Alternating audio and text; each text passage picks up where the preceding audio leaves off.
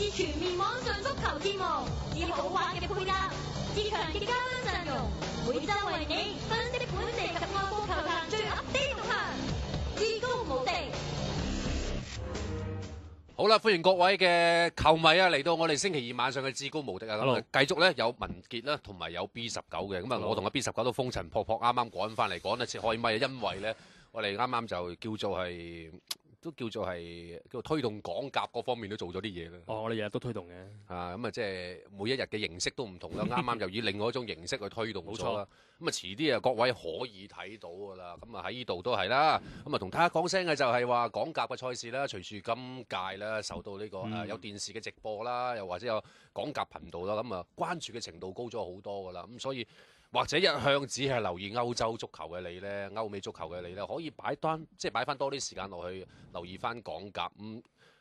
個人睇法啦，今屆嘅港甲無論喺嗰個速度上啊，同埋戰術運用上邊，我覺得而家睇到而家啫嚇，係比上屆更加好嘅。如果冇留意開港甲嘅網友啊或者球迷啦，如果你哋有機會裝咗即係 Now TV 嗰個港甲頻道睇一睇，其實都唔係太差，即係唔會太失禮㗎。即係我哋好多球迷之前都話啊，港甲就冇乜好睇啊，呢啲渣波係咪？但係即係坦白講，有陣時我哋夜晚都會翻睇翻啲港甲，其實個場面啊、刺激程度亦都唔會比呢啲歐洲波太遜色嘅。特別係嗰啲4-5點要你睇嗰啲歐洲波啦。有陣時我都寧願撳翻6-3-4睇重播㗎。咁啊，特別係啦，陣間第二節會講到嘅一個滬港杯啦。咁啊，雖然咧和富大埔主場就輸咗俾呢個上海東亞2-3，但係當中和富大埔一啲地波組織嘅入心呢，其實係非常之出色嘅做得嚇。咁啊，第二節會再講啦。咁啊，首先啦，慣常星期二翻到嚟第一節嘅時間呢，咁啊都會同各位去總結一下呢，就係呢個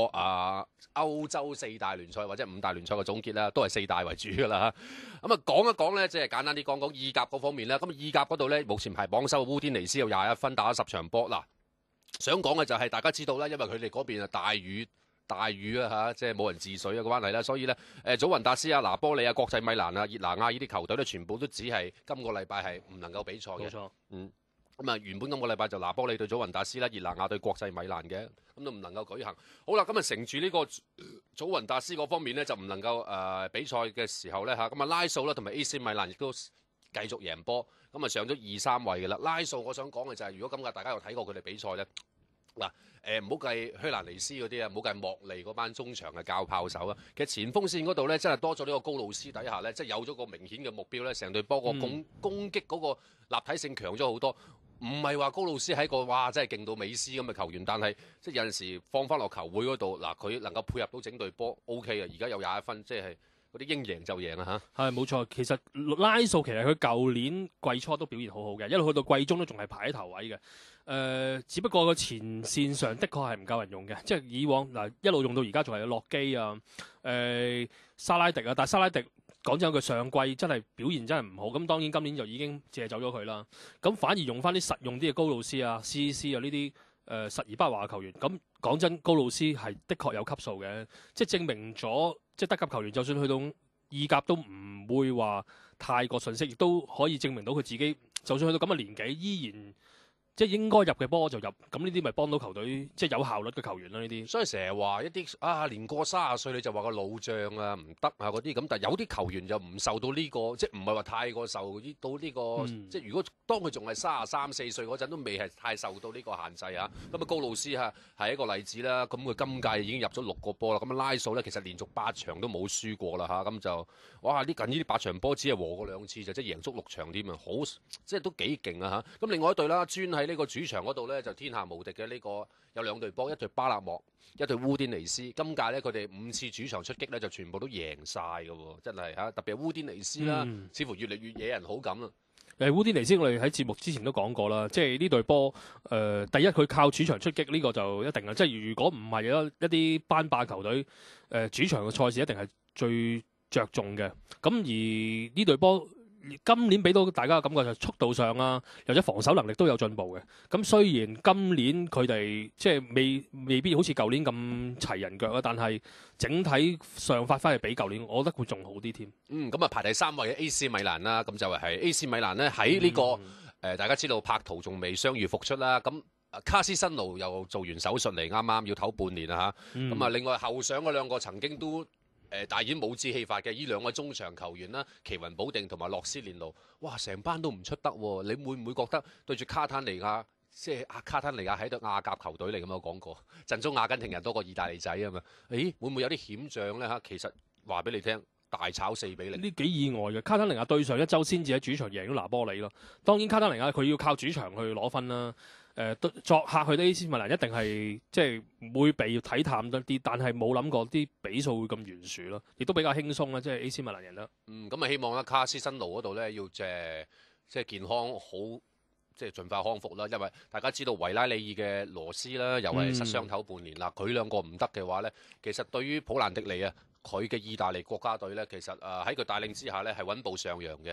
咁但係偏偏有兩個叫做係能夠起到變化嘅前鋒咧，就全部都因傷因病。嗱，呢個對於佢哋備戰出年嘅歐洲國家杯外圍賽咧，就都幾緊要嘅，即係呢個放喺球會以外啦，國家隊嗰度睇啦嚇。咁祖雲達斯今屆平穩嘅，目前打少一場。如果我當佢係攞3分嘅話，其實已經有22分，佢可以上翻榜首。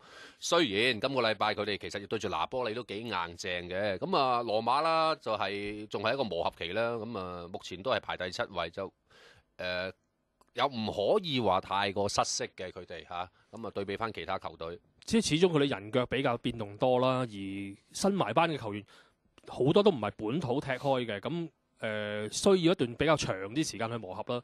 咁所以我覺得佢哋嘅發揮係進步緊嘅。咁而都今場波雖然係唔係話好有說服力，但係都叫做贏波，咁我覺得 OK 啦。呢度波都咁啊！另外特別想講意甲咧，點解講意甲先呢？就係之前我同阿 B19都講起嘅，呢個米克洛維邊度識教波㗎？真唔掂啊！費倫天拿睇到今屆特別係對祖雲達斯有啲咁好嘅前鋒，但係佢贏唔到，即係佢唔能夠祖雲達斯嗰場波，即係大家雙方對戰攞分，我覺得係唔抵嘅，1分都攞唔到，因為佢祖維迪今屆好 fit，呢個意甲嘅前鋒今屆其實表現非常非常之好啊！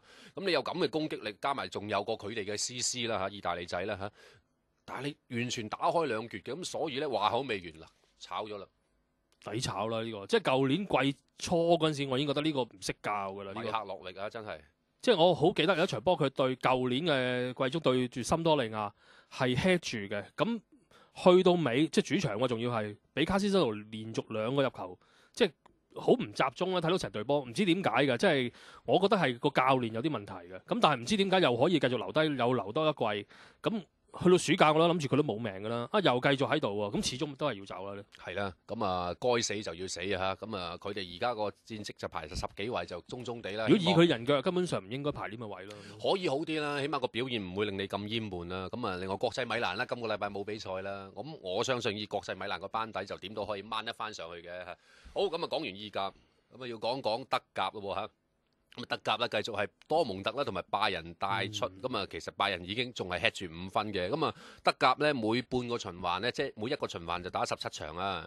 咁而家已經打12場噶啦，即係打到5場波就會歇冬噶啦。咁啊，拜仁 head 住呢5分，其實嚟緊呢5場波，如果冇乜大嘅變數嘅話咧，咁都係好有機會咧，就能夠係繼續即係一路領放住帶頭啦。咁啊，但係另外一隊咧就係冚上嚟嘅雲達不萊梅啦，有好多波佢哋嘅即係點講啊？佢哋今屆其實贏都贏得好險啊！啱啱呢個禮拜贏科隆3-2嘅，但係其實佢哋係後來居上㗎嚇。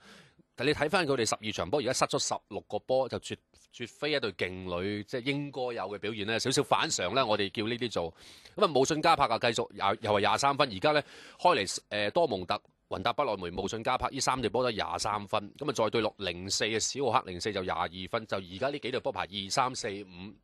咁啊，再計落去漢諾威啦，咁啊計上屆又好表現呢，史蘭卡領隊繼續能夠帶得到呢隊叫中上型班嘅球隊喺度主場嗰度呢，有一個唔錯嘅一個發揮嚇，啱啱就和咗史浩克2-2。不過我擔心啲漢諾威今年又要應付歐霸咧，唔知道佢即係個對球隊個影響有幾大啦。即係始終呢隊波個班底唔係話咁雄厚啊。咁如果要分開兩邊戰線，其實我覺得會對隊波有啲削弱嘅。咁至於多蒙特咧，好多人都覺得哇，大勝一場係咪翻嚟咧呢隊波？我睇過就其實都幾爽嘅，即係隊波踢落比之前季初係的確係進步咗好多嘅。咁但係唔係可以做翻好似上一季咁？其實我覺得呢場波佢雖然比數上係好大，但係和夫斯堡真係打得差嘅呢場波。其實咧喺呢邊嘅德甲嘅戰線嚟講咧，大家會唔會即係認同我講法就係馬加夫執包袱啦？即係你嗰套如果仲係咁一成不變嘅話咧，即係除非你執一隊青年軍，即係啲僆仔肯聽你嗌嘅啫。你而家呢隊和夫斯堡個班底，你其實數落去嘅話，即係仲係打緊祖樹呢啲啊，祖樹佢真係好掂嘅話，就唔使即係國腳個命途就係咁跌跌蕩蕩啦。咁另外就係前鋒線嗰方面，唔係應該話或者啊，你今日入翻嚟嗰啲都係希斯貝加希比呢啲。希斯貝加嘅長頭啦，要明日黃花啊！呢啲叫做係嘛？你仲有沙利咸美斯咁，其實你呢個班底已經唔係你攞冠軍嗰年個班底。即係睇佢執嗰啲人都似係嗰啲護級隊啦。講真，中型班啦，即係好心少少啦。咁啊，可能馬家夫要走，或者睇下點樣冬季再轉一轉人要買嗰啲人啦。咁另外一隊咧，上屆打得好好嘅緬恩斯咧，今屆一路主場唔識贏，主場唔贏唔緊要，仲要輸波嘅嚇。咁啊，卒之咧喺週五晚嘅聯賽賽事嗰度咧，佢哋能夠贏咗史特加3-1，但係嗰場波令我亦都係對今屆德甲有個咁嘅即係概括嘅睇法，就係今屆德甲啲聯賽水準好唔平均啊！有啲差起上嚟咧，真係差得幾離譜嘅，同我上屆鼓吹話大家快啲去睇多啲德甲係兩回事啦。你睇史特加對住緬恩斯呢場波，永遠都係靠錯漏百出嘅事業情況底下咧，先能夠製造到入球，同埋完全兩隊都冇章法去進攻嘅，咁令我個人比較失望啲咯。始終緬恩斯我哋之前都分析過啦，即係佢有啲主力嚟嘅隊咁。喺呢一隊波，即係今屆要應付翻德甲嘅賽事，我覺得季初的確係會幾吃力嘅，即係唔會好似上一季咁順噶啦。有時個頭開得唔好，咁啊史特加亦都比較飄忽啦。即係我又覺得佢贏一場史特加亦都不足為懼嘅，即係又唔可以話緬恩斯就翻咗嚟，或者個狀態可以回復翻到舊年咁水平。但係希望呢隊波可以打翻好啲啦，即係始終。舊年就俾人個印象幾好嘅。係啦，咁啊再數到落去咧，即係嗱，緬恩斯而家排第14啊嚇，咁啊德甲18支球隊嘅啫嚇，咁啊去到榜尾尾3嗰度就叫漢堡啦。咁啊我自己個人就幾撐漢堡嘅，因為我覺得開始撥亂反正啦嗰種叫做嚇。咁啊作客去到利華古遜咧，我有陣時即係同啲朋友咁啊講下啲牙教啊咁樣咧，我都話作客都唔使驚利華古遜啊。哪管其實啱啱嗰個禮拜嘅聯賽咧，就利華古遜上半場已經好快領先到2-0。但係都唔使驚，佢嘅漢堡原來真係追得翻上嚟，最後呢場波2-2嚇，咁令人失望嘅就係利華古遜啦。好彩佢哋嘅成績唔係叫太差啫，唔係佢哋個領隊呢個道特咧都要拜拜嘅，因為你手執住一個咁雄厚嘅班底，打出嚟啲足球係咁沉悶。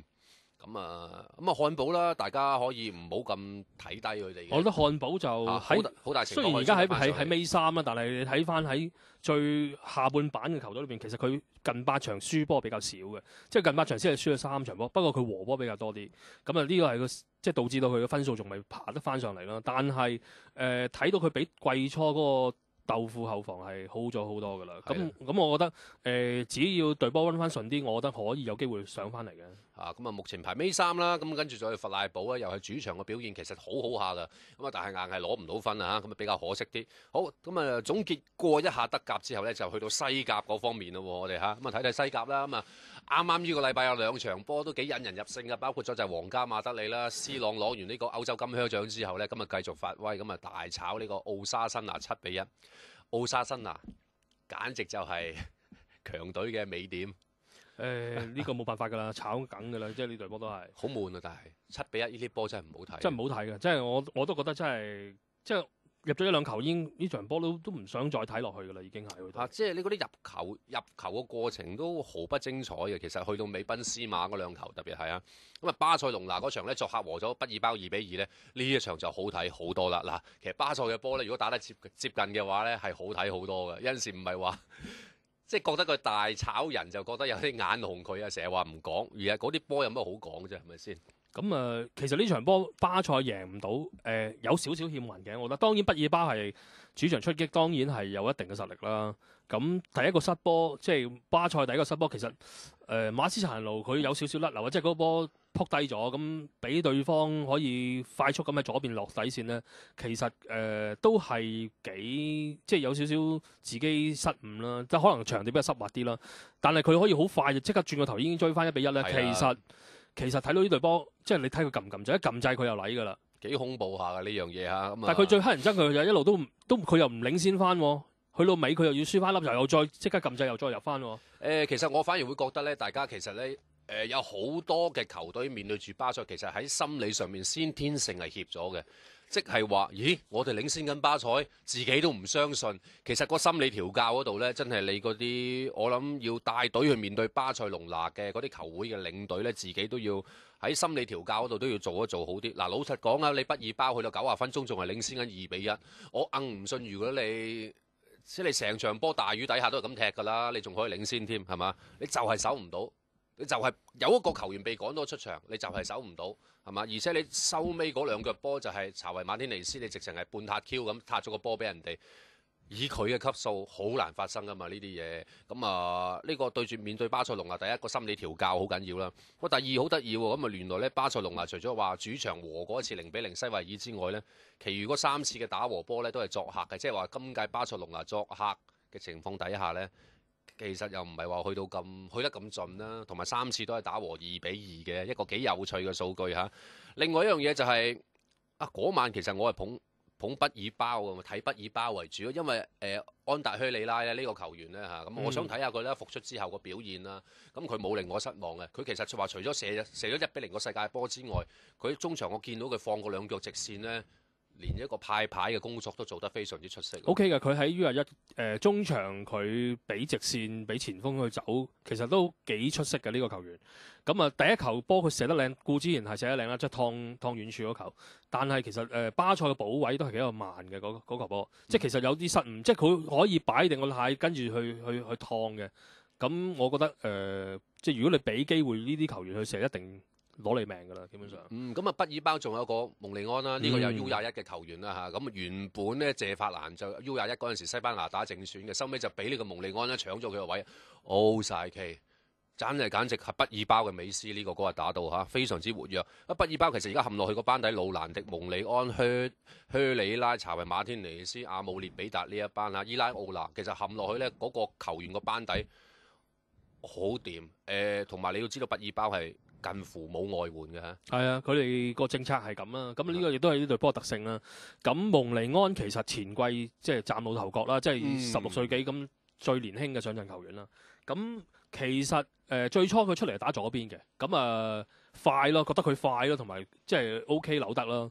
但係由舊年開始擺佢打中間啊，有陣時甚至乎擺喺右邊咧，其實都幾好，即係佢策劃啊各樣，其實睇到呢個球員係成熟咗好多。咁如果佢繼續可以 keep 到呢個表現，我覺得大國腳都應該都可以預佢咯。一來咧，二嚟嗰啲西班牙以外嘅球會都可能諗住預埋佢一份啊嚇。咁好啦，講完啲好嘅，又講下啲差㗎啦。馬德里體育會啦，作客輸俾基達菲2-3啦。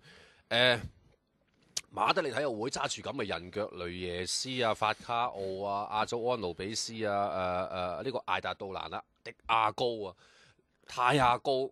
即係你冇理由個中前場打出嚟，你又叫做作客之前全部都入唔到波嘅，呢一場入2球都要輸。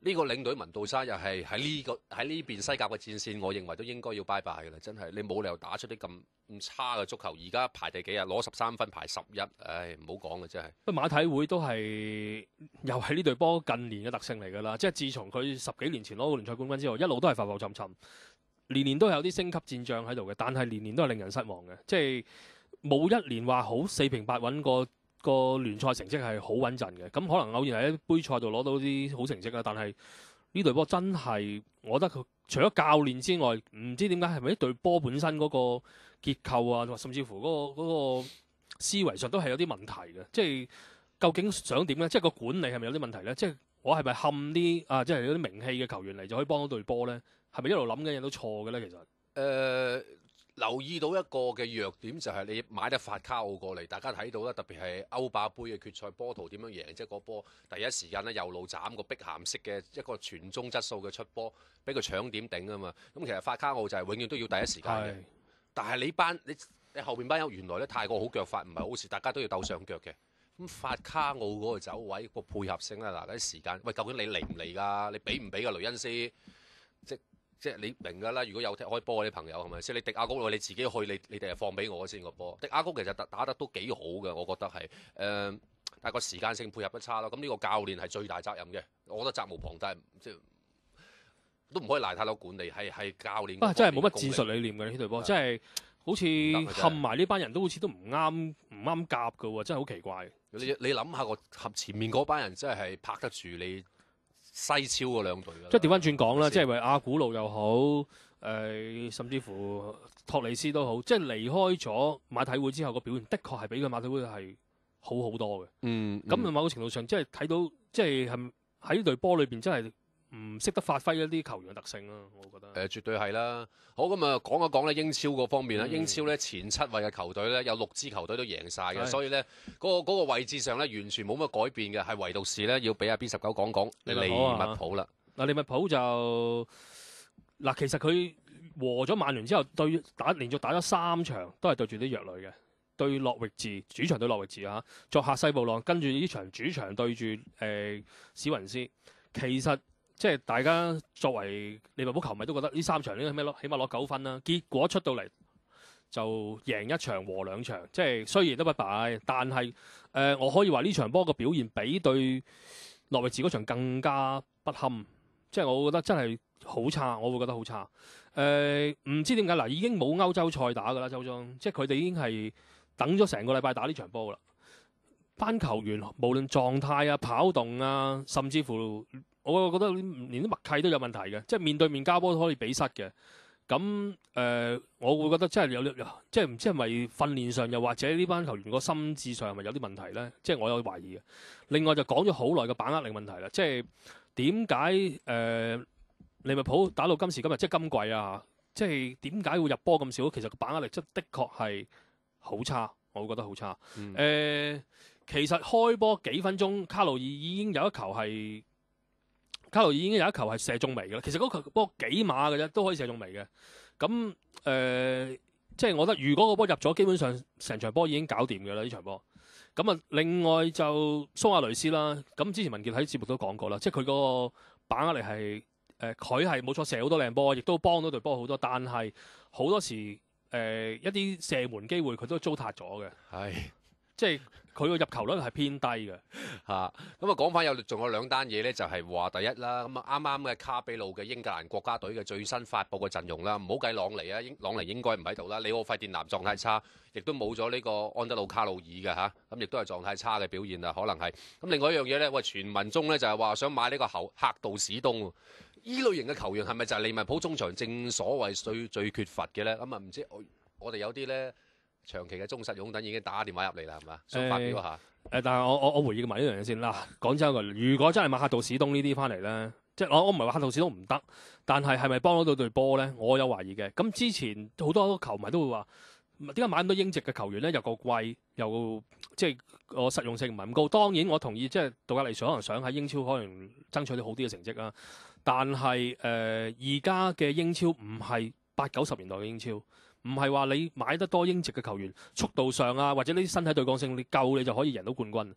你睇到曼城，當然佢好多英超嘅球員啦，即係英格蘭籍嘅球員啦。但係你睇到最擔起隊波嘅，都係一啲外籍嘅世界級球員。咁我會覺得即係可能好多利物浦球迷唔會同意我講嘅嘢，但係我會覺得，如果杜格利什帶落去咧，未必攞到冠軍啦，真係。即係唔係淨係呢一季喎？我會覺得我自己就係話聽到而家開嚟睇咗咁多場波，見到個中場形勢個派能力比較欠奉，而仲要入話所謂喂，我哋諗住買客道史東咧，我又真係有少少嚇親。唔係話佢唔好啦，即係同意 B19所講，係咪仲需要多一個呢啲咁嘅球員咧？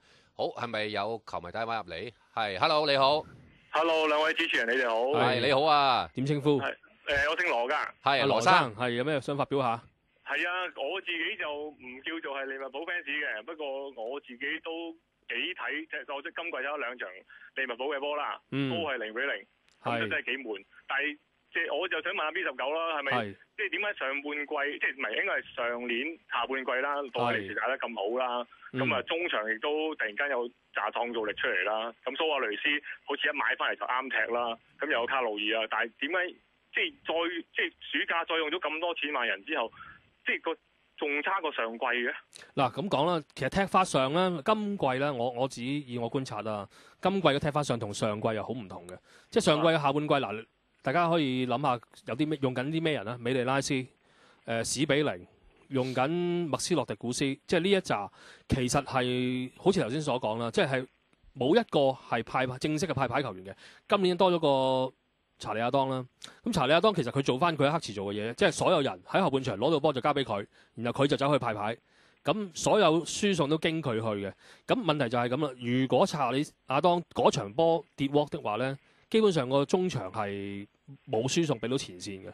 咁呢個係一個問題啦，即係過分倚重佢去推個波上前場去交波，呢個第一個問題。第二個問題，上年其實講真一句，杜格利殊雖然下半季執咗呢隊波嚟教啦，但係其實人腳唔係佢揾啦，即係除咗蘇亞雷斯同埋卡路爾啦。但係踢法上係有啲唔係太過有章法嘅，好多時即係譬如試過有幾次係直頭係唔用一個前鋒嘅，咁去即係個無鋒嘅陣式去踢嘅，咁其實個效果係理想嘅，效果理想，因為有幾個後上嘅球員其實都有一定嘅入球能力嘅。但係今年我會覺得佢踢法上係變化少咗嘅。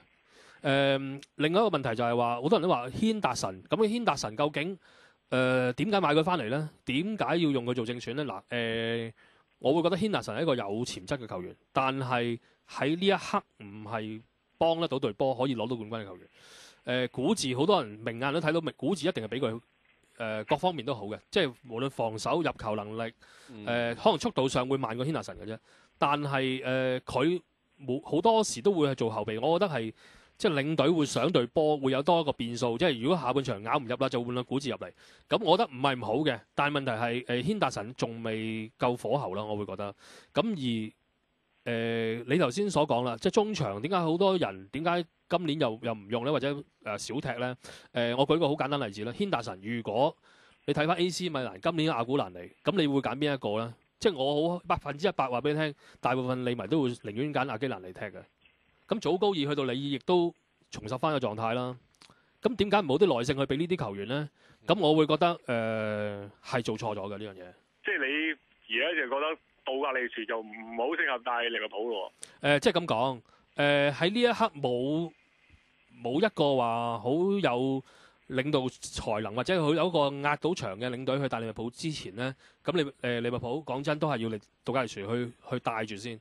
咁我覺得坦白講，亦都雖然佢今年就專注聯賽啫，但係相信大部分利迷亦都知道今年唔係會係攞冠軍嘅時候啦。即係其實球隊亦都講到明啊，就算嚟緊冬季又好，或者夏天都會繼續去引入啲球員啦，即係一啲俾錢會引入球員嘅。但係問題就係而家仲係一個重整期咯。即係如果你話可以爭冠軍嘅，咁我覺得係對隊波有過分嘅期望。不過我覺得喺細節上係可以再調教好啲，做得好啲咯。咁杜格利殊，我覺得喺呢一刻都仲係我認為都可以係適當人選咯。但係要再進一步嘅，就我覺得就有啲困難啦。咁你頭先就話到喺嚟自，即係咪即係老咗啫？即係已經唔係以前去光輝時代。思維上我會覺得係嘅，即係坦白講，我自己個人覺得啦嚇。即係如果仲停留喺以前即係買舒利亞高價買舒利亞翻嚟就搞掂啦。引入一啲有速度，但係腳下功夫又好，或者戰術意識比較低嘅球員，即係好簡單舉一個例，查理亞當佢係好波嘅，大家睇到佢譬如派牌啊，甚至乎佢射波都 OK 嘅。但係你睇到佢，譬如佢喺中場佢做一個 holding midfield 啦，佢會負責防守嘅。好多時都有啲不必要嘅犯規啊，甚至乎即係譬如喺中場佢交波甩咗啦，佢就會即刻衝翻去後半場去，即係英籍球員有啲咁嘅特性嘅，即係無論如何都會踢低人哋㗎，就算即係佢自己因為佢自己甩㗎嘛個波，即係好多呢啲咁嘅無謂犯規，我覺得呢啲唔應該喺呢啲級數嘅球會出現咯。即係我會覺得如果個買人政策又或者踢落去嗰個戰術意識仲係咁樣咧，幾困難咯，我覺得。我自己或者有個咁嘅睇法咧，就係利記咧，其實近呢幾年嚟都係對住一啲比佢哋可能稱先少少嘅球隊或者稍強嘅球隊，佢哋反而個表現會好啲嘅。咁即係話再加上咧，杜格利殊有杜 Sir 再執呢個班底落嚟咧，我自己覺得都係即係比較傳統得滯咗少少啊。咁啊，所以就係可能。以強對壘嘅情況底下，佢哋可能個表現會即係集中精神啊，或者搏一個即係反擊為主啊，或者以緊逼為主嘅咧，咁反而會好啲。但係你話對翻住一啲實力比我哋稍差嘅球隊，你要做主動嘅時候咧，你反而個組織嘅套路你又表達唔到出嚟，或者演繹唔到出嚟啦，或者球員唔係嗰家波啦。咁呢個就係嚟緊都要再轉一轉人執一執咯。喂，多謝晒你電話，羅生。OK，好 OK，thank you，拜拜。咁啊，其實英超嚟講咧，更加擔心嘅咧，或者冇得擔心噶啦，或者有啲球迷可能好中意呢隊波就係韋根啦。連輸8場嘅一隊球隊咧，我睇下有冇呢個英超歷史上面咁早已經連輸8場嘅球隊，最後可以逃出生天嘅。有早幾季08-09嘅熱刺咯，連輸咗成10場8場，佐迪拉姆連輸喎，即係我講齋計聯賽喎。聯賽係啊，連輸咗好多場㗎。連輸咗有超過8場？有嘅，佐迪拉我記得蘇迪拉姆斯係連輸過好多場嘅。啊，如果有翻查下記錄如果有啲球迷亦都話即刻有個記錄嘅話，可以即係鋪上嚟啊，或者喺聊天室嗰度咧話俾我哋聽啊，真係值得可以談論下。又或者當年啦，打比郡降班幾年前，好似最後攞11分定12分啫嘛。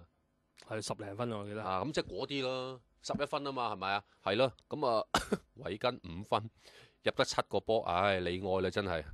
睇下佢今年有冇辦法救得到啦。即係如果你睇到尾3尾4都仲係嗰啲愛華頓啦、富咸、新特蘭呢啲，我諗都你想翻上嚟都幾難。咁講翻啦，保頓亦都大勝史篤城5-0一場波啊。咁其實史篤城真係即係冇咁大個頭就唔好戴咁大頂帽啊！你歐霸你去到咁盡，你翻到嚟聯賽仲要作客，你永遠都係俾人大炒嘅。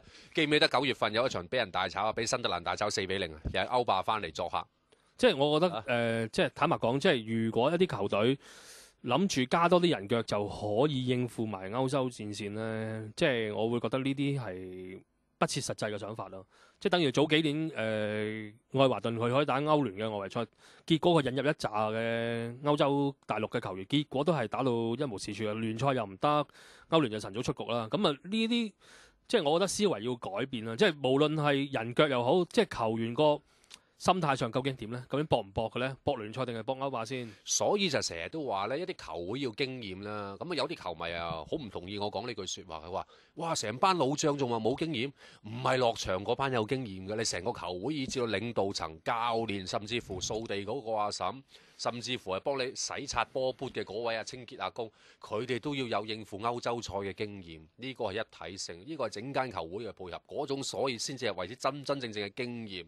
如果唔係你上傳下達，你都成即都唔一體性嘅。咁你而家史篤城個毛病就係話，佢哋今屆買人其實嗰個費用支出好多嘅喎。你買一高治，你買帕拉斯奧斯啊，引入咗活基治嗰啲，其實講緊咧加埋前後買咗紮球員咧 over 2000萬、2000幾3000萬磅。咁你錢就使咗大橛啦。以史篤城呢間球會使2000幾萬磅，哇，都好多下。不過其實英超呢近季都係啦，即係下游都好有使錢能力，即係譬如舊年嘅狼隊都使1000幾萬磅增兵嘅。咁啊，我覺得即係講真一句，應付咗聯賽先算啦。即係歐霸講真一句，我俾你叻到極啊，咪出到線咯，出到線跟住對翻歐聯第3名嗰啲，你就咁夠嗰啲踢啦，即係有為。當然啦，如果歐霸佢可攞到冠軍，我當然高興啦，有機會對巴塞啊嘛。大家就可以睇得到咧，究竟巴塞係咪就係死喺一啲咧高 Q 大棍嘅球隊手上啦嚇？OK，咁啊第一節嘅我哋呢個4大聯賽嘅總結就嚟到呢度，第二節咧會同大家輕輕咁講一講呢個滬港杯嘅賽事嘅。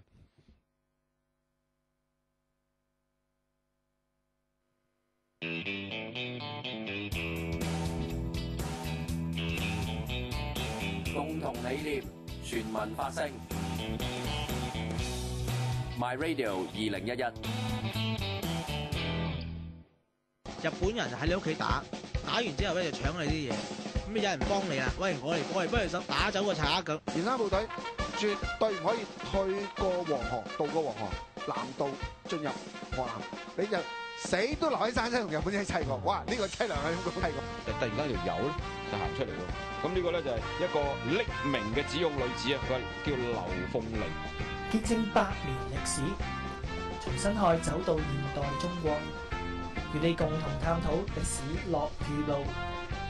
辛亥8年話滄桑，逢星期2晚10點，有麥業成、謝爾方、錢建榮同你一齊細說中國。至全面網上足球節目，至豪華嘅配搭，至強嘅嘉賓陣容，每周為你分析本地及外國球壇最 update 動向，至高無敵。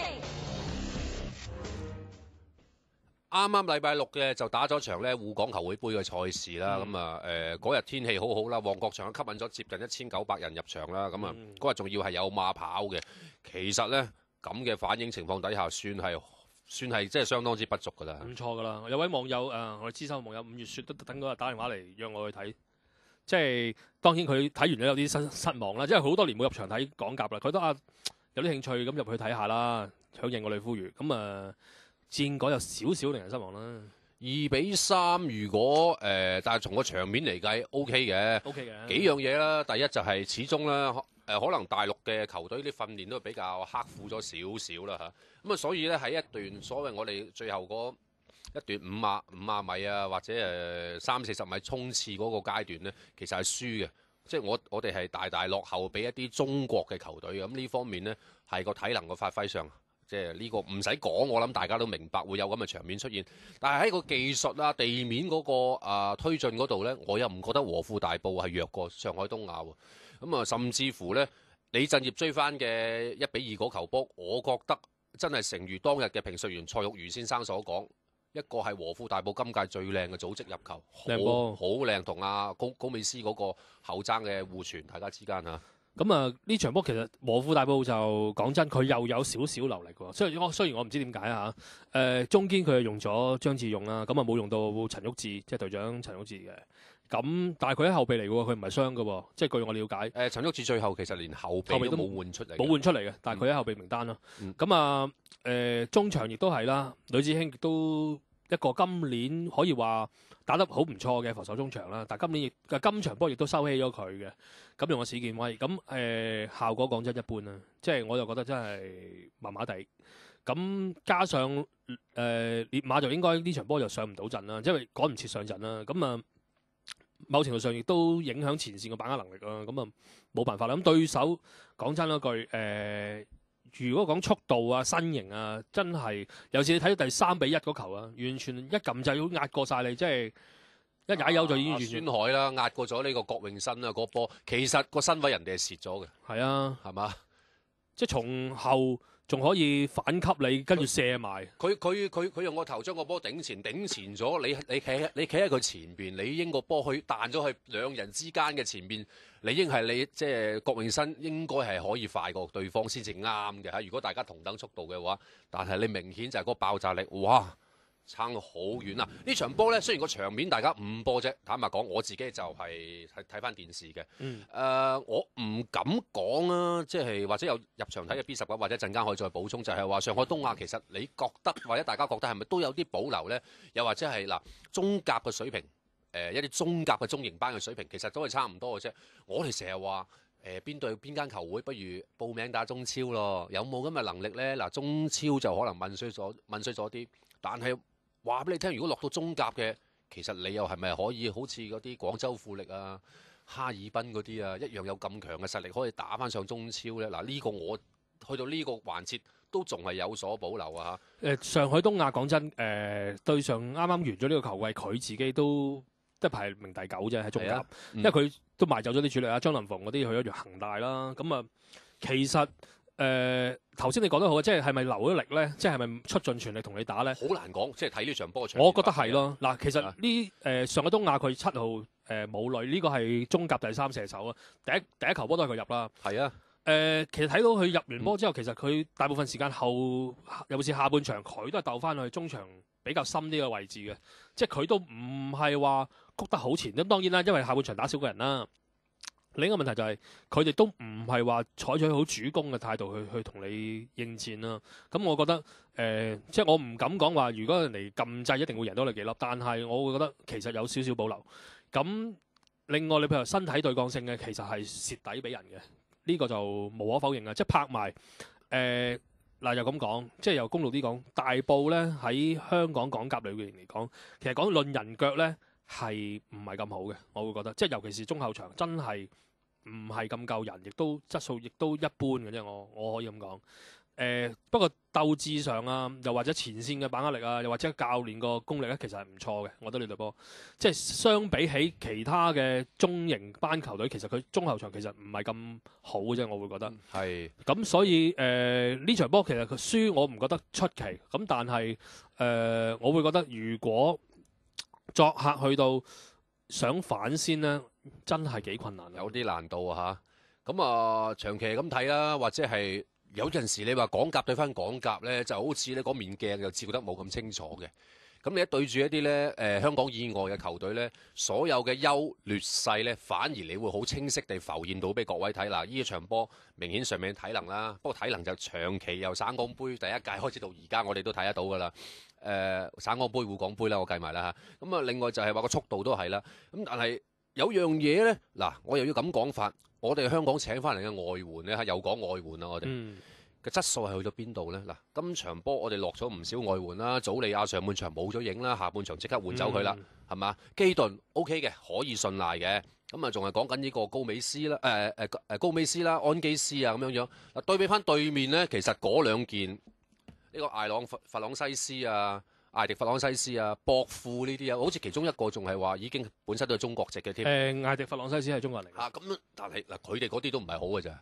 即係好老實講，中甲呢啲咁嘅外援其實都係馬馬虎嘅啫。如果從純粹睇呢場波嘅發揮，嗱，外援嗰度啦，如果始終唔能夠起一個咧高一級、高兩級嘅作用咧，係真係，即係我成日都話，咁倒不如你真係索性你俾班本地球員上陣好過。不過我講下嗰個睇波同啲球迷講話，呢個艾迪弗朗西斯嗱頭兩球都係佢助攻嘅喎，即係佢係亞渣渣咁咯，一個黑人球員嚟嘅，但係佢係中國人嚟嘅，即係佢阿爸係非洲人，坦桑尼亞人，咁但係佢阿媽中國人嚟嘅，但係如果佢落嚟香港就當國援嘅啫喎，咁如果落嚟2年後又代表香港隊喎，有個黑人代表香港隊都幾好喎，2年多一個啦。係啦，咁多一個佢打過國青嘅，即係U14啦，唔係國青啦，即係國少啊嗰啲係啦，即係國字派嘅第一個黑人球員就係佢啦。咁但係之後都冇再入選過㗎啦。咁啊，但係如果呢個嚟到香港都 OK 喎，反正跟住報紙都話，即係上海東亞都話出糧都有問題啦。咁啊，呢啲平平地執翻嚟都好啊。咁當然教練徐根寶亦都如果老資格啲球迷都知道佢係國家隊啊，係啦，亦都之前帶過上海隊嚟香港踢滬港杯嘅，即係好多年前啦嚇。咁佢自己本身有個訓練基地，即係亦都由細已經訓練呢班僆仔㗎啦。即係其實佢有個根寶足球基地嘅，即係我冇記得個名咁上下啦。即係已經係由細訓練到大嘅呢班球員，即係好似深水埗咁樣樣。咁默契上啊，各樣其實基本上一定贏你啦。係咁啊，講埋啦，嗰日大埔陣中，我覺得發揮比較好嘅本土球員係李振業啦，即係唔係話佢入咗個波咁簡單，而係話佢係其實一開波咧，佢喺中前場嘅發揮，即係佢扭得去得波啦。咁啊，成為咗我諗係對方上海東亞隊咧兩個眼中釘之一啦，就係安基斯同埋李振業咧都係比較麻煩啲，串擾能力強啲嘅。不過如果唔係下半場一開波，佢自己比較燥啲，又攞咗面黃牌咧，咁啊可能未有咁快教練會換佢出去嘅。咁啊，你話第二個啦嗱，咁啊雖然好多人話哇，我哋11個打9個都輸，但係其實第二個被趕出場嗰個已經係大局已定3-2嗰陣時，其實整場波應該話有半場波，只不過打咗半場波係11個打10個啫。因為你弗朗西斯其實都係上半場嘅後段先趕，已經臨吹雞之前要趕走㗎啦。即係2個半段嘅尾段，所以係臨尾先至被趕出場。OK 嘅，即係我覺得香港嘅球員呢班波呢，和富大埔呢，喺個地波推進呢，如果增強咗個體能同埋速度呢，其實個發揮會更加好嘅。起碼我唔覺得會落後咗呢隊中甲嘅上海東亞好多，而且嗰兩個失波頭兩個失波，某程度上稍為集中啲精神嘅後防呢係可以避免嘅。咁呢個我哋又套用翻啦，好似 B19一開波話齋，咁點解阿隊長啊陳旭志嗰啲，咦？即係唔擺佢出嚟踢先咧，有冇咁嘅必要係？或者有傷我哋唔知啊，真係。咁啊唔知啦。啊，不雖然當然你落咗陳旭志，你都唔會話叻好多。即係坦白講，即係我覺得嚇。第二個波可能以避免啦，係嘛？咁啊，門將之間嗰個。俾啲年輕球員吸收嘅經驗都係一件好事啊。OK， 即係如果本着不理輸贏，最緊要吸收經驗或者係盡力去表現好自己，可喜可賀嘅。好，咁啊講完呢個滬港杯嘅分析，咁啊跟住落嚟有阿仙奴球迷天地。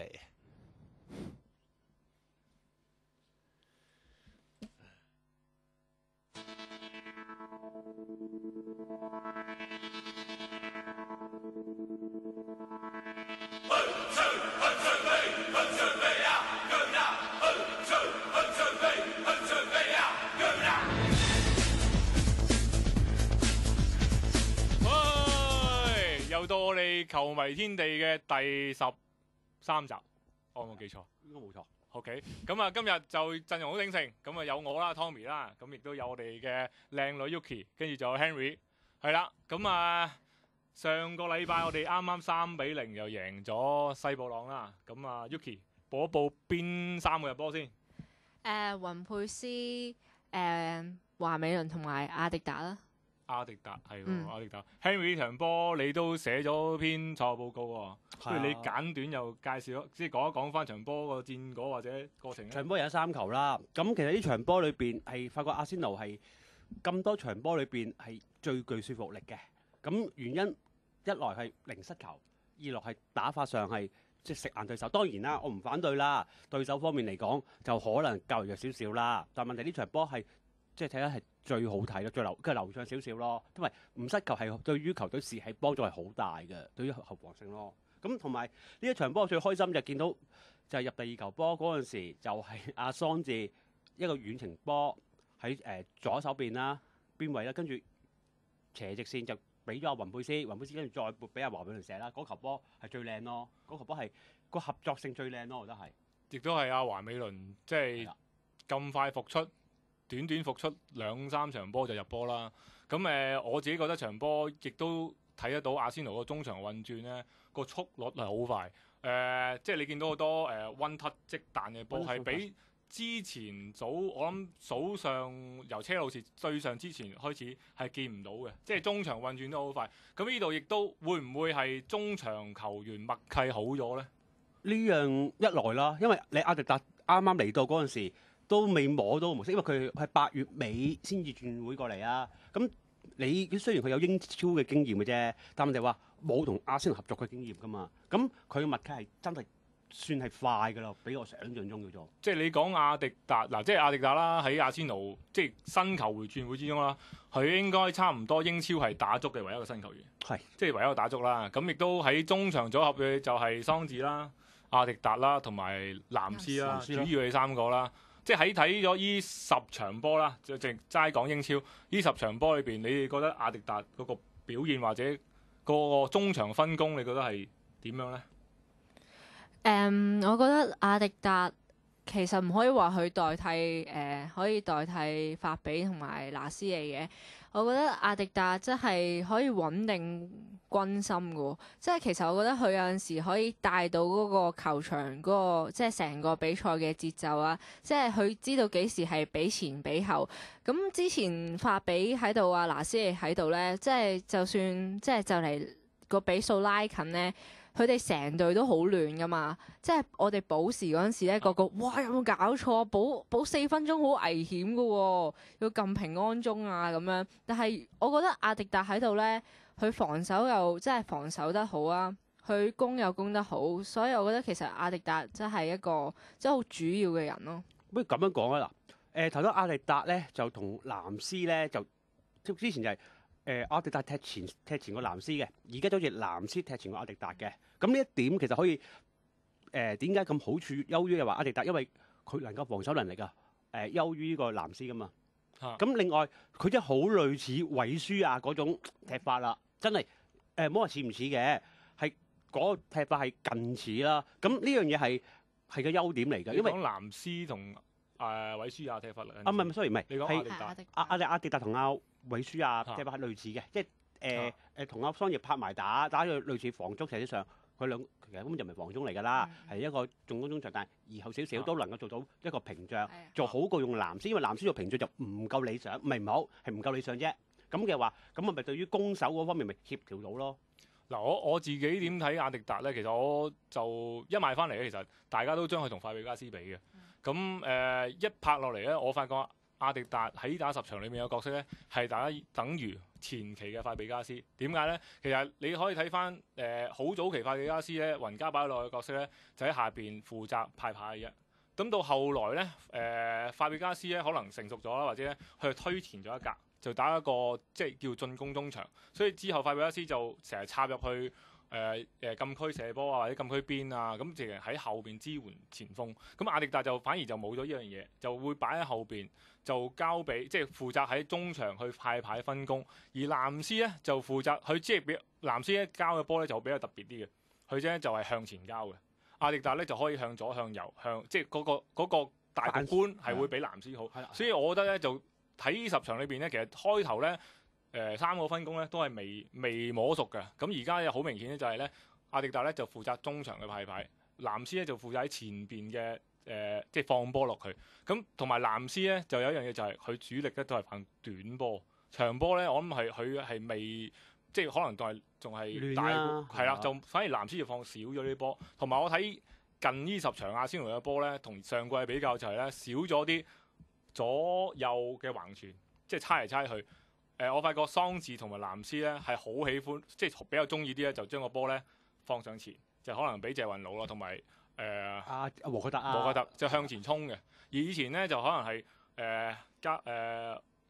拿斯尼啦、法比加斯啦，都係喺中場裏邊咧就係猜波，咁啊做波，咁可能係變咗迂迴咗啲。咁而家我發覺阿仙奴就比較直接咗啲咯，即係向前嘅波向咗前邊嘅比較多啲咯。即係呢個我就覺得阿迪達即係而家新嘅3個中場組合就變咗係咁樣，係啦，即係呢個我個人嘅睇法咯。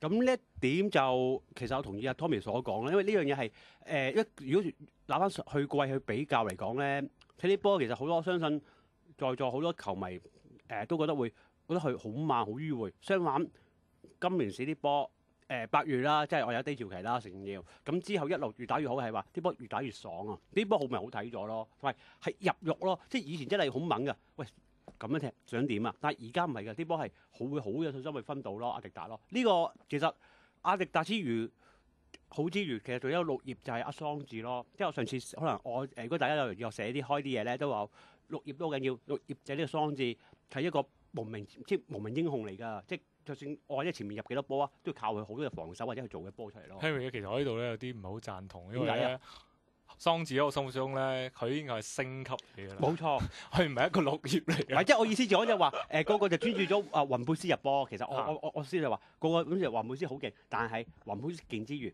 你都諗翻下有桑治呢啲咁嘅人喺度。不如咁啊！嗱，其實而家開始講嗰啲叫陣式上嘅嘢啦。不如又講一個比較大家好想啲，即係早排啦，都好多人討論嘅話題就係雲佩斯嗰個擺位啦。咁好多名宿啦，或者雲佩斯曾經講過話，佢想自己打叫墮後前鋒啦，或者打個9號半嘅角色啦。咁其實但係雲加把佢打正前鋒，你又即係逐啲講句吹佢唔漲，即係場場有波入。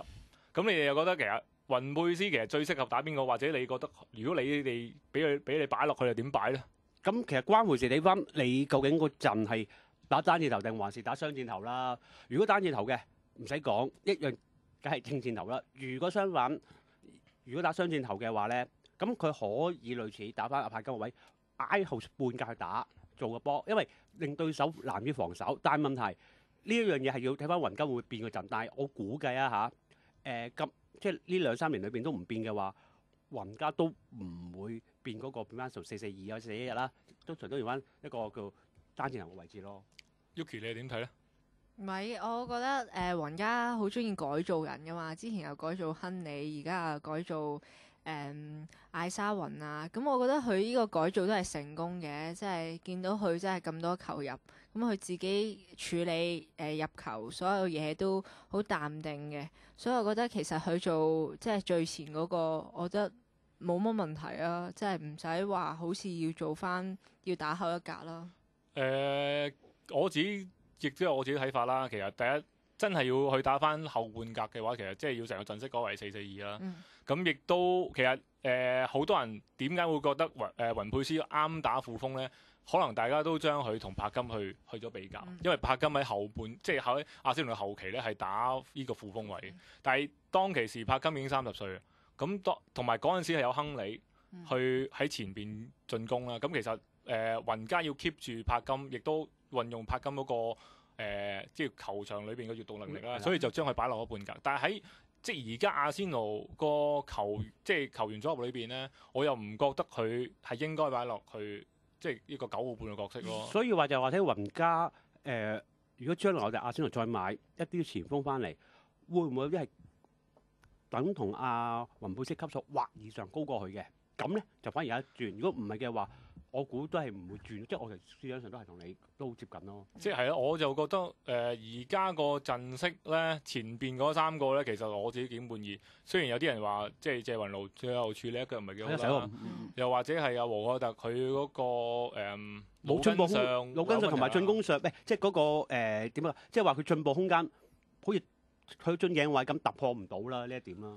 但係如果你睇翻個進攻能力嘅話，其實我哋個3箭頭。即係有助攻有入球，大家睇翻個數據其實真係唔係差嘅。咁所以我自己暫時覺得即係而家即係我諗對夏馬克或者朴主榮嘅前鋒其實真係有啲唔係好公平，因為即係唔係話唔好公平啦，因為前邊雲佩斯真係太 fit 啦，即係好難你話將佢攞落嚟同埋佢係隊長，基本上你即係場波你話好啲人話佢驚用傷咗雲佩斯，但係我覺得。即係你唔可以將佢，我覺得唔可以再將佢以前去比嘅，因為28歲咧，其實正常嚟講，一個足球員咧28歲係最大熟大用嘅個黃金期嚟㗎嘛。即係雖然而家體育運動咧，好多人都係好年輕就可以爆發，但係即係喺個異數嚟嘅，唔係好多個有美斯啊、C 朗嗰啲20歲已經係打到曉飛嘅。其實正常嚟講係20幾歲係一個黃金時期。所以我覺得雲佩斯係踏入呢一個足球員最黃金嘅時期，即係有體能、有技術、有經驗。咁喺阿仙奴嚟講，一個最重要嘅資產咯。咁亦都好希望佢即係快啲續約啦。係啊，係啊，呢個好緊要，因為如果佢續咗約嘅話，對隊波士氣之餘，即係對雲加嘅思路去做一啲嘅嘢係差好遠㗎。即係我見到 Henry 喺 Facebook 都講啦，即係驚曼城用4000萬磅。4000萬磅咁啊，出去4000萬磅，或者佢出到去20幾30萬磅周身去夾佢嘅。但係咧，其實我又想反駁你咧，即係費蘭道托利斯咧5000萬磅咧，都喺史丹福橋球場入咗3個波嘅啫，仲有。佢吸過龍門之後咧，係空門都算識射入㗎。但係雲佩斯吸完空門係入到波嘅，所以我覺得如果雲佩斯買隻左腳都要5000萬磅。即係話其實你講我即係話，即係我覺得5000萬磅其實係即係買唔到雲佩斯嘅。即係你都話個底線嚟嘅啫。其實5000萬磅，起碼你8、9千萬磅諗下先啦，同你。係啦。咁啦，今日下仙奴球迷天地咧就到呢度啦。咁啊，下個禮拜就國際賽啦。係啦。咁禮拜二我哋都仍然有球迷天地嘅。咁翻嚟再同大家見面。OK，拜拜。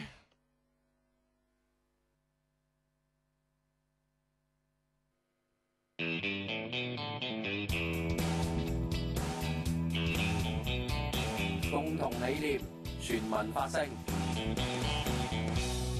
My Radio 2011。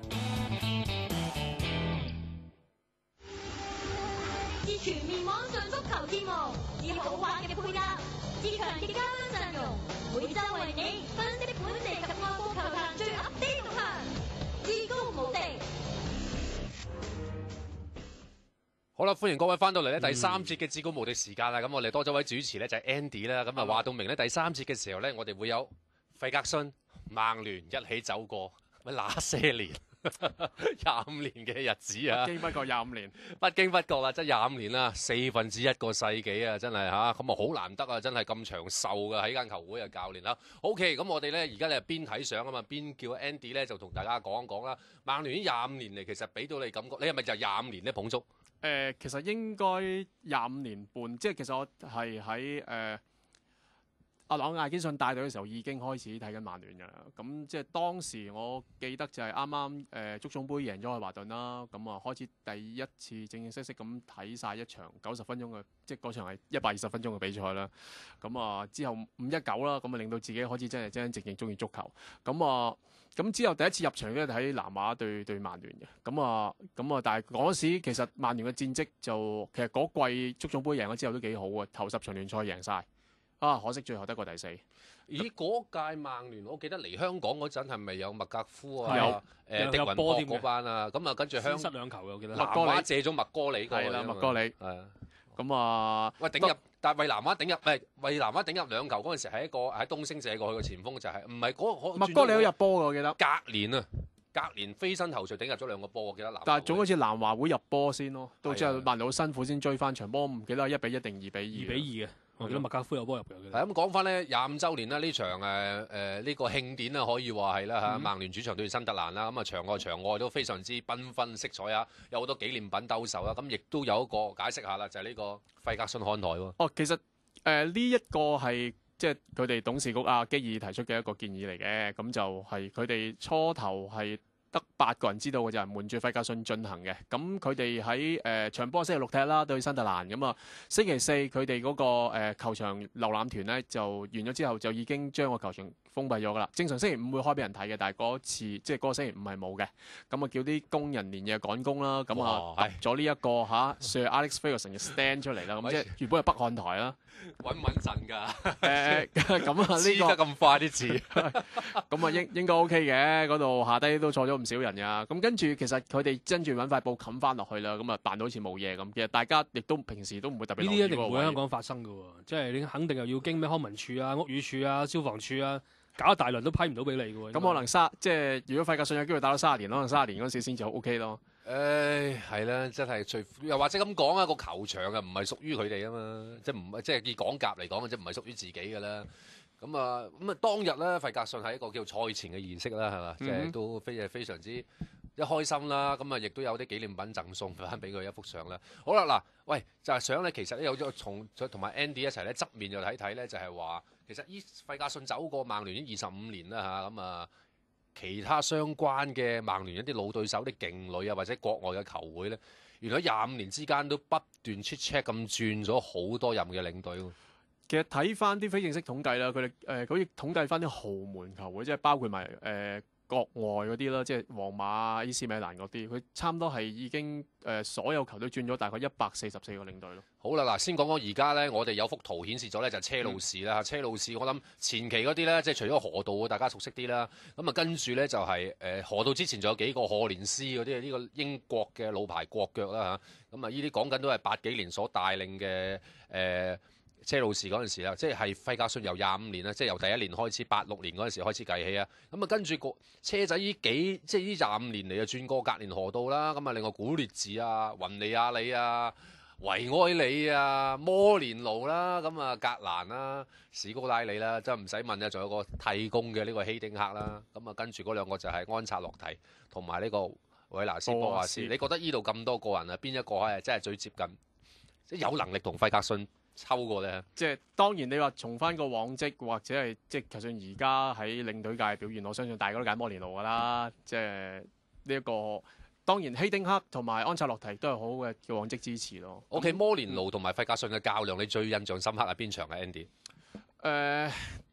如果最印象深刻係包括佢一國際米蘭之後先，因為如果你係我自己個人，其實嗰場波啱啱我自己有機會入場睇啦，啱啱曼聯主場對國米，咁其實國米當時嘅人腳的而且確係即係差緊少少咯，咁變咗當時曼聯強勢啦，變咗都冇得打。但係如果你話印象最深刻，可能就真係喺車路士最強勢嘅階段，曼聯係憑住廢柴一個頭槌啦，1-0贏咗車仔嗰一場波。嗰場我自己都好有印象啦嚇，因為之前嘅時間又曾經又俾車仔炒過3-0啊咁樣啊，咁其實嗰幾屆大家都互有勝負啦，咁但係都係先摩連奴嘅車仔攞咗少少甜頭先，咁跟住又輪到曼聯3連冠啦。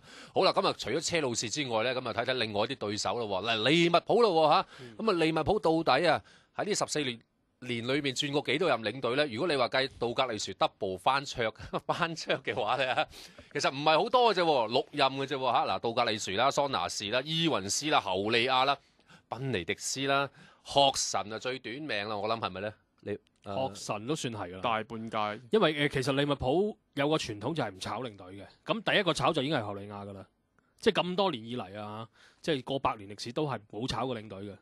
咁即係等佢，即係桑拿士帶到一劈嘢咁咧，都係等佢自動辭職為止嘅啫。咁啊，問 Andy 呢個曼聯迷啦，喺費格遜呢25年裏邊，你覺得利記啊當中邊一位領隊係最有資格又同阿費 Sir 困嘅咧？如果你問我反而覺得就係即係當年係賓尼迪斯咯，即係賓尼迪斯其實如果你咁問翻 B19咧，其實佢帶得隊波基本上都叫做即係我覺得個戰績其實都幾好，即係唔差。兩入歐聯決賽啊，係咯，歐聯決賽都贏過，咁亦都喺08-09球季力逼曼聯，只不過嗰屆可能即係利物浦本身嗰個表現都唔係差，只不過可能曼聯即係接得更好啫。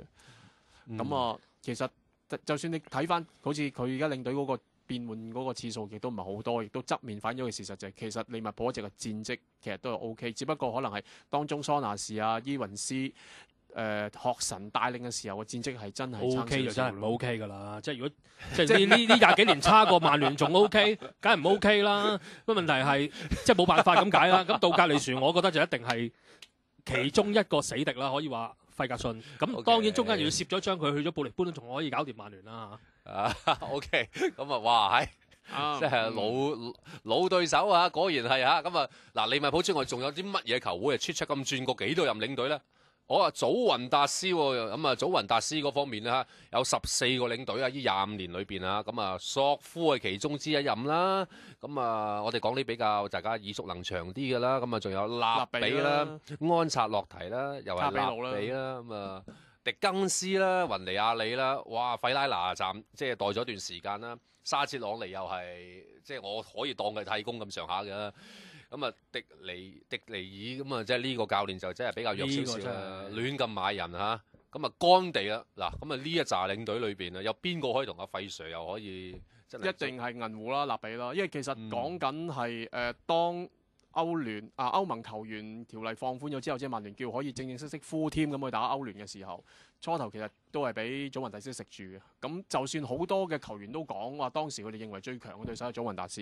咁祖雲達斯都當90年代中期啦，都係2入歐聯決賽啦，唔止添啊，3入歐聯決賽，有次係輸咗贏咗一次係對阿積斯啦，輸咗俾多蒙特同埋輸咗俾皇馬啦。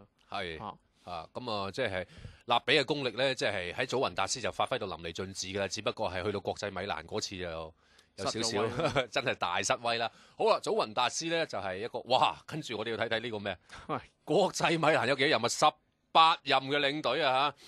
我哋唔講得太遠嗰啲啦，好唔好啊？即係講翻90年代中期開始嗰啲啊，譬如話學神啦，啱啱出現過講過㗎啦。咁啊，斯蒙尼啦。盧西斯古啊，亦都有納比啦，納比喺國際米蘭大災難嚟嘅嚇。咁啊，仲有其他嘅球員其他嘅領隊啊，古柏啊，亦都有沙捷朗尼啊，大家好似輪流揸莊咁啊，法國意甲啲領隊。咁啊，國際米蘭嚟講，仲有文仙尼啦，嚇摩連奴啦，賓尼迪斯啦，里安納度啦，加斯柏連尼啦。雲尼亞里，哇！你話真係大家輪流，即係呢碗飯咧，好似咧國際米蘭我講緊，你唔嚼我嚼啦，不如嚇嗱咁啊咁多位領隊又要煩一煩啦 Andy 啦，曼聯迷你覺得邊一個領隊稍稍可以同阿費 Sir 又咬一咬咧？呢度你唔會再揀納比啦啩？咁呢度當然唔會啦，即係如果你係戰績叫理想啲嘅，即係揀嚟揀去都好似冇得揀，就揀翻摩連奴咯。咁啊唔揀賓尼迪斯啦，咁就揀賓尼迪斯啊！咁賓尼迪斯攞世界冠軍喎喺國際米蘭。哇！嗰場波大佬你派其他嘅隊去打到贏啦。嗱，所以其實睇到而家咧嚇，你睇下呢啲球會咧咁大名氣嘅球會，呢25年嚟都原來轉過咁多手人啊！我話又睇睇另外一間球會啦。巴塞嗱，巴塞咧就冇國際米蘭咁多，但係原來都唔少喎，11任嘅呢個教練啊、領隊啊，雲拿保斯啦、阿拉干尼斯啦、告魯夫啦、卜比粒神啦、雲高爾啦、費拿呢個費拿係做1年啦嚇，呢個仲有一個我就唔係好識得讀佢個名啦，或者阿 Steve 打翻個名上嚟啦，亦都有雲高爾嘅吹護重來啦。咁啊，仲有呢個安迪啦，安迪啊好出名啦，列卡特啦，同埋哥迪奧拿嘅。咁我諗曾經2度置曼聯於決賽失陷嘅呢個哥迪奧拿，會係 Andy 嘅認為一個費格遜嘅最頭痛嘅對手。但係而家嚟講，佢都係一定要超越呢一座大山咯。擺喺前面，非常同意啊！而家嚟講都仲要繼續努力啊！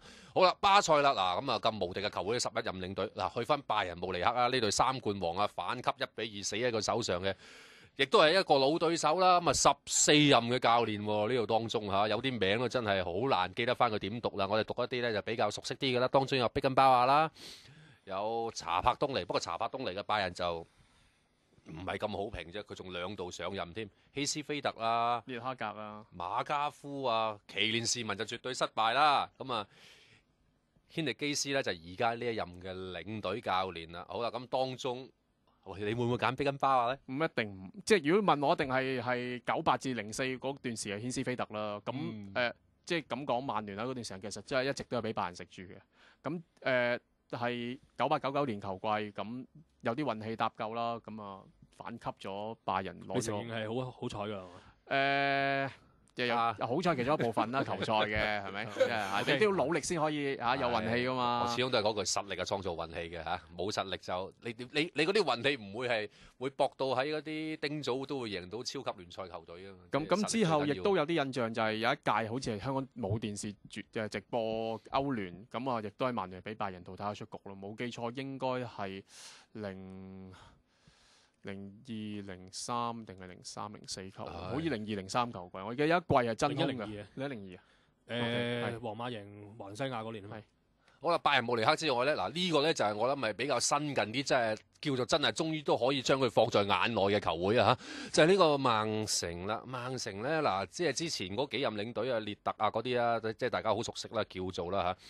咁啊，中間跟住啊，確普啦，咁啊，仲有好多任啦，咁啊，曉士啦，近期啲嗰啲艾力神啦，咁啊，再加埋而家文仙尼，我諗艾力神其實曼聯嘅球迷點樣睇艾力神呢？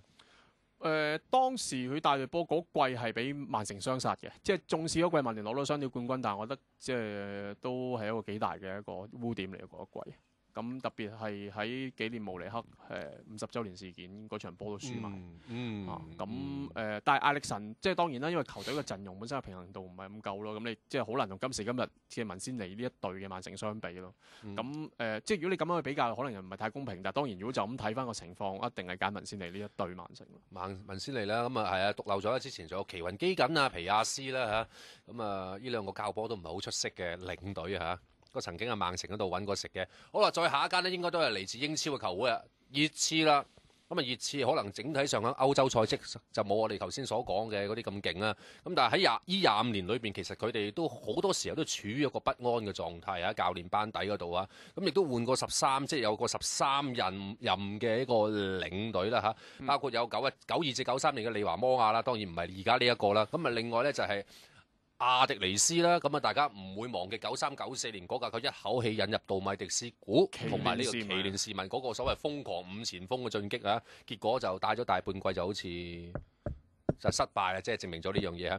弗蘭西斯啦、哥斯啦、河道啦、森天尼咧，呢個法國國家隊嘅領隊過到熱刺嗰度，我認為係比較令我覺得意外地失敗嘅一個人，即係點會咁失敗？即係隊波係冇方嘅打出嚟，咁佢係點樣帶領法國隊嘅咧？當年啊，咁啊早已啦，法國隊嗰班人你唔帶佢自己識踢㗎啦，當時。唉，咁啊無話可説啦，咁就話咁啊拉莫斯啦，又係一個喺西維爾過嚟，哇！大家對佢咧即係吹之，即係點講啊？即係當佢當個神咁拜嘅呢個領隊，以為佢過到嚟咧會幹到一番大嘅功績，結果都係失敗收場啊！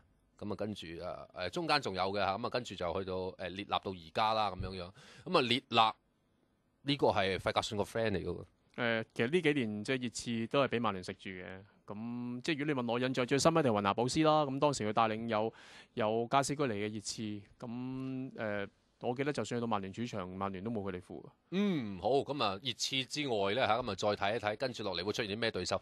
哇 AC 米蘭啦，咁啊 AC 米蘭嗰度咧，咦都有出現過咧。12任嘅領隊喎嚇，咁啊當中咧有唔少都係大家熟悉嘅名字啦，卡比路都2任啦嚇，咁啊安察洛提啦、里安納道啦、個斯薩馬甸尼啊、泰連啦、沙捷朗尼，我記得沙捷朗尼嗰屆就係啱啱一上任就帶領到呢個 AC 米蘭攞到聯賽冠軍，仲係用一種咧完全反技術嘅狀態嚇，只係利用到比亞何夫嘅高空頭槌優勢就攞咗聯賽冠軍啊，好嘢啊！但係會唔會係而家呢個柯力利仲計夠級數同費 Sir 比較未咧？我即係當然你咁多個，我一定係比較欣賞安察洛提啦。咁亦都即係頭先講啦，嗰個重溫戰績你都睇翻，究竟呢隊波係咁多年嚟佢都即係佢帶領嘅期間啦，其實 AC 米蘭都係個成績好好嘅，歐聯啊或者聯賽都攞到冠軍。但係當然如果同沙基比又冇可比性咯。如果同當年嘅沙基比咧，同當年嘅沙基比，費格遜而家嘅費 Sir 比。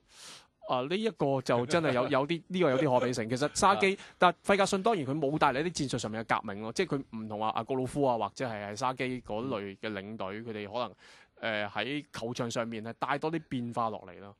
OK， 咁啊 AC 米蘭就係咁啦。我哋再睇一睇下一間球會啦，好多間球會，因為著名球會多羅羅，費格遜嘅對手亦都非常之多。皇家馬德里，哇，真係破晒紀錄啊！真係要請飲啊！24人擺兩圍，一個人擺一圍都真係擺兩圍啊！真係啊！即係佢哋歷任安迪啦，叫做90年代初期啦，但係迪史提芬奴啦都教過啦嚇。咁當然大家呢個都會記得㗎啦。金馬曹啦、希丁克啦、卡比路又有啦，即係輪流揸莊啦。呢啲就係陶石啦。咁啊又翻到嚟迪保斯基咧，我諗就係算係叫做咧，即係最穩陣，亦都係最能夠攞到好成績嘅嗰一派啦嚇。咁啊昆羅斯啦，咁啊當年喺曼聯過翻去啦，係冇錯。咁啊應該記憶猶新啦。咁又有金馬曹啦，教下無能為力啦。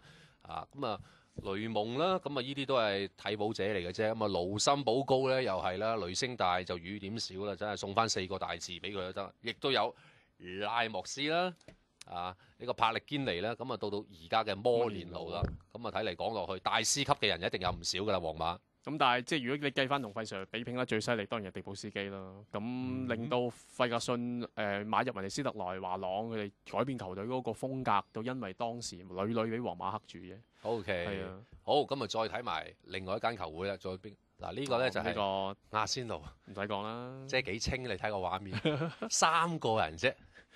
格拉咸中間一個其實你勉強都嚴計啦，咁2個嘅啫。我諗如果雲加再做多幾年嚟嘅話，就可能真係出現2個嘅啫，就係雲加啦。係咁呢個亦都係，所以無怪乎啦，即係你話05年之前啦，即係絕對咧，你話英超咧，其實講嚟講去咧，真係2支球隊嘅啫，曼聯同埋阿仙奴之間嘅一個鬥爭嘅啫，即係純粹計聯賽成績啊嚇，即係咁嗰幾年裏邊啦。好啦，咁啊睇完晒呢啲圖片，我哋又可以翻嚟呢個大會嘅現場。但係講到尾咧，其實呢25年嚟唯一嗰個嗱，真係我哋要值得係讚揚嘅就係費格遜啦。咁呢25年裏邊，好啦，喂，其實 Andy 你同費格遜有冇握過手啊？有見過費格遜2次啊。喺咩情況之下咧？分享下得唔得？有一次係喺朋友嘅幫助之下啦，疫情入咗去卡靈頓訓練場裏邊啦。哇！啲咩朋友啊？費格遜嘅朋友。哇！費格遜嘅朋友攞個電話先。冇問題。我想問下佢識唔識雲加啲朋友啊？順便。咁唔知雲加冇理由去到曼徹斯特咁遠走去食唐餐嘅，咁應該唔識嘅我諗。唐餐。費格遜中意食唐餐㗎。係咁啊！嗰次係第一次啊！你啱啱講嘅係咪？係啊，咁入到去啦，咁其實睇到佢哋操練啦，咁當時啊費格遜都冇帶隊啊，帶隊嗰個叫昆諾斯，咁其實操練嘅都係昆諾斯負責嘅。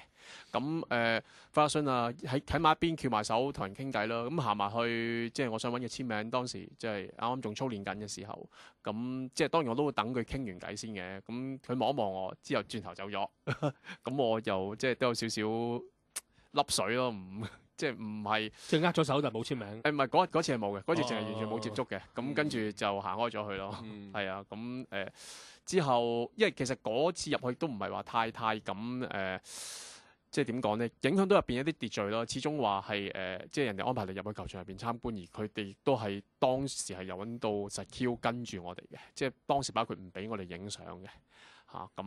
所以我都唔敢，即係同埋我同朋友去啦，咁唔希望因為我一個人影響到其他人啦，咁所以阿費格遜走咗，我都冇夾硬強留住佢啦。咁之後有一強留住，喂，我好中意你用呢個字眼，強留住費格遜。我諗而家曼聯等就真係好想，真係講真，真係好想強留住費格遜喎，真係。咁另外一次咧，第2次就即係喺卡靈頓門口啦，咁嗰次就冇經朋友安排啦，咁我喺門口等簽名嘅啫，只不過咁啊。嗰日費格遜咁啱有停車咯，咁停車跟住都幫我哋簽名啊、影相啊，咁其實佢都好 nice， 即係就好似一個普通阿伯咁。反而冇朋友啊，攞到簽名。咁你啲朋友點做嘢㗎？咁嗰日有攞其他人簽名嘅，有攞其他球員簽名咯。不過就嗰日，因為其實喺入到卡靈頓入邊嘅時候，佢即係可能大戰當前咧，嗰日係07-08球季對阿仙奴嘅前夕咯。咁嗰場波真係成個球季即係決定性嘅戰役，咁所以可能個氣氛比較緊張少少。咁後尾可能嗰日去等簽名，只不過佢哋收個工，咁啊氣氛輕鬆啲啦。同埋啱啱贏波係贏咗 AC 米蘭啦，嗰次係。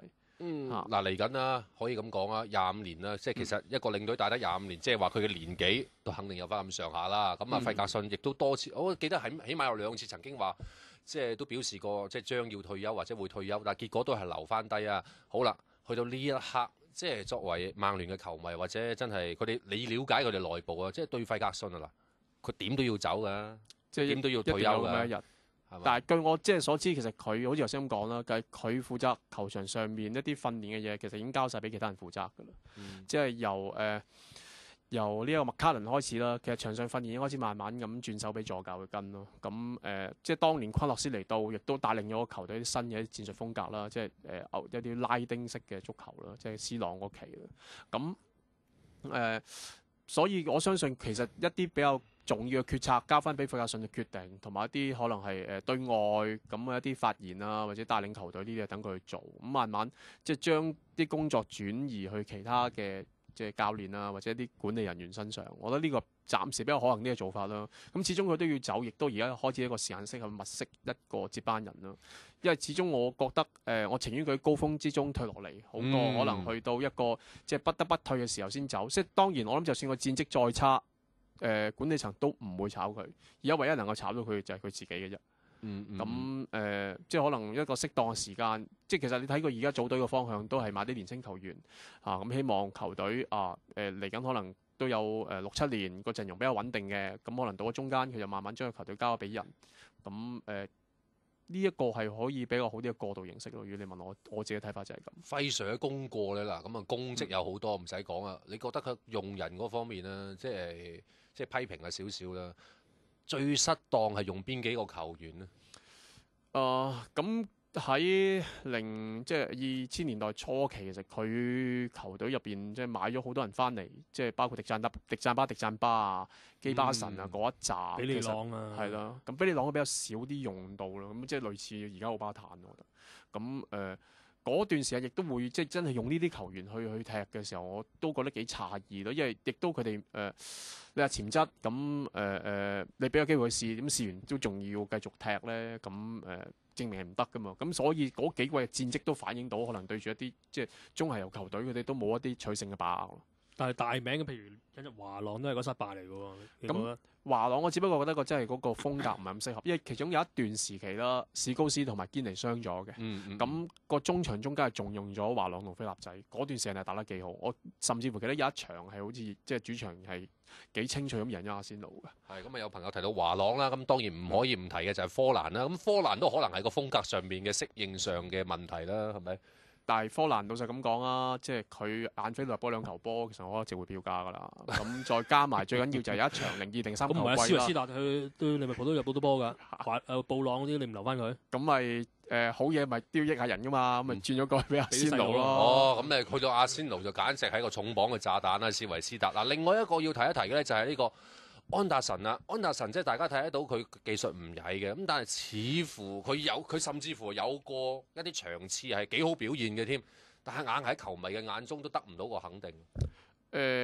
佢即係之前肥蘇上嚟都提過呢樣嘢，即係佢喺巴西佢係一個進攻球員嚟啊嘛。咁你即係當時佢喺金美奧嘅時候，點解翻到嚟你要改造佢？而明顯佢係對呢個角色，我覺得係睇咁耐有啲格格不入。咁你要繼續重用佢呢個？我唔明白佢呢個堅持嘅目的係乜嘢咯？即係可能希望好似開始廢柴咁，話你大家個喺度鬧佢嘅時候，佢繼續堅持重用咁啊，即係用到成才。咁但係有幾多個廢柴咧？喺大家開頭係咁鬧係咁頂嘅時候，到最後睇得出嚟嘅，即係數埋你唔夠2-3個廢柴，一個比較有代表性嘅人咯。咁啊，另外有啲球迷提翻泰比啦，咁啊呢個又極端得滯嘅，我自己覺得泰比有。咁啊，另外就要講嗱，其實路易斯安達臣，如果真係我放翻佢一個純粹嘅進攻中場角色，佢係咪就係達到嗰個高度先？佢而家好唔穩定，即係你講緊上季歐聯對呢個史浩克，佢係睇到曉飛嘅，即係4強嗰陣時，即係特別係次回合，哇！即係我覺得你起碼交到呢個水準出嚟，你就真係可以踢到個進攻中場嗰個位置咯。咁但係可惜佢嘅表現起伏得太誇張，即係我個人比較唔喜歡嘅就係佢好多時都好輕佻，好似唔集中精神。我唔知係咪即係巴西人嘅一個係即係性格啊，係咁樣咯。咁但係即係我自己唔係太欣賞呢一種嘅場上嘅表現。係咁啊，但係咧費格遜嗰個即係能夠喺短時極速嗰個撥亂反正個功力係非常之高嘅嚇。你哋話即係一場大敗之後咧，咁啊跟住嗰2場聯賽都能夠叫做，雖然1-0唔係一個好誇張嘅比數，但係就即係我講亂。唔係呢一個其實即係文傑啱講一樣嘢，其實我都喺個星仔嘅自傳入邊我都提到啦，即係佢哋星仔提過一次球隊作客輸咗場傑嘅。跟住翻嚟嘅時候喺車度大家都輕鬆自由，好似冇事咁。其實呢一種心態好緊要咯，即係你唔好俾之前嗰場輸咗嗰場波影響到你嚟緊呢個心態咯。即係呢樣嘢又係佢哋一個幾。即係依咁多年以嚟，我覺得就係我成日都係好中意用一個咁嘅理論去套落去嘅，就係一支球隊嘅性格其實就即係睇翻嗰個領隊係咩性格。咁呢樣嘢咁啊，費格遜咧可想而知佢啲25年嚟幾咁強悍啊！管理方面，我覺得佢真係即係我係一個局外球迷咁講啊，即係費格遜身處局內嘅啦 B19 講局外你而家咁即係純粹咁樣客觀去批評啊！我覺得費格遜咧講真一句，即係我討厭曼聯。但係我覺得費格遜令人覺得欣賞嘅地方咧，佢好着重紀律性嘅，真係由佢初上任，佢已經執過晒隊波，即係當其時韋西迪啊、麥格夫嗰啲，即係佢話嗰啲，即係啲紀律唔好啊，飲酒太多，即係佢執過晒成隊波，成隊波個精神面貌唔同咗嘅。但係有陣時我係覺得有可能會過咗龍嘅，即係譬如史譚嗰個例子又係啦，即係佢可能即係出言不遜咁就夾硬都即係將嗰個。呢樣嘢係凌駕咗隊波嘅成績，夾硬揾啊伯倫斯嚟頂替啦。即係呢啲嘢，我會覺得過分偏執嘅。但係某個程度上又因為咁樣樣啲球員先可以服佢咯。係啦，即係我都覺得係人啊冇完美嘅嚇，即係睇下佢真係最後佢獲得到幾多嘅成功咯。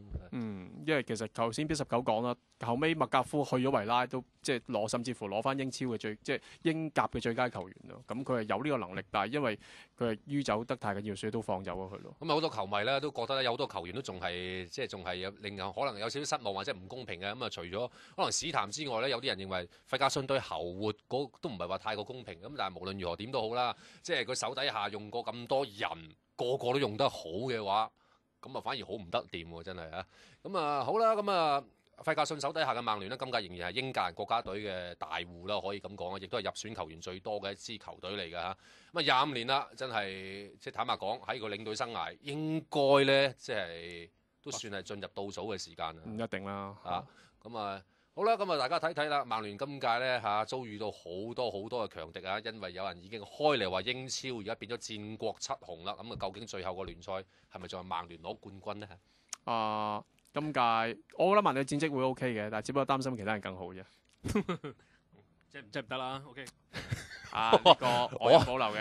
我真係睇下 B19個冷笑啫。OK， 咁啊，多謝晒大家同我哋一齊分享下費格遜啦曼聯呢25週年嘅呢個少少嘅專輯。好，咁我哋禮拜4嘅至高無敵時間再見，拜拜。拜拜。